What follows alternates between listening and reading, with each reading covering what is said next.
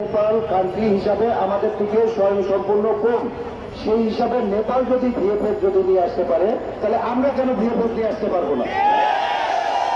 Embassy, আমি নিজে যখন নেপালে অবস্থান যাওয়ার জন্য এয়ারপোর্টে যাই, তখন দেখি আনফর্চুনেটলি ওইখান থেকে ডিপোর্ট করছে ক্লায়েন্ট গুলারে। সেই ক্লায়েন্টের চোখে মুখে যে পরিমাণ কান্নার ছাপ লেগে রয়েছে, আনফর্চুনেটলি আমার এটা দেখে খারাপ লাগছে। তার কাছে বৈধ ওয়ার্ক পারমিট, বৈধ কন্ট্রাক্ট পেপার সবকিছু থাকার পরও তাকে ওইখানে যেতে দিচ্ছে না, অফলোড করে দিচ্ছে। অফলোড করে দিলে কি হচ্ছে, সেই ক্যান্ডিডেট যাওয়া লাগছে টিএসবি অফিসে।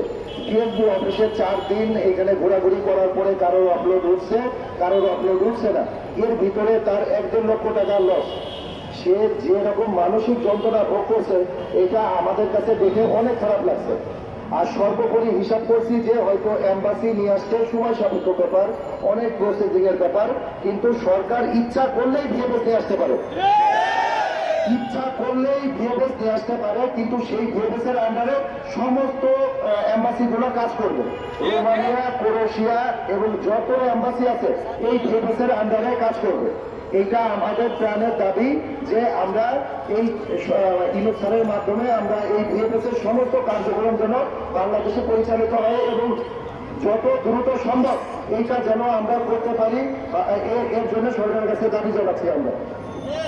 আর এখন আমাদের আপনাদের সামনে কথা বলবে আমাদের স্বয়ং দাদা। আসসালামু আলাইকুম।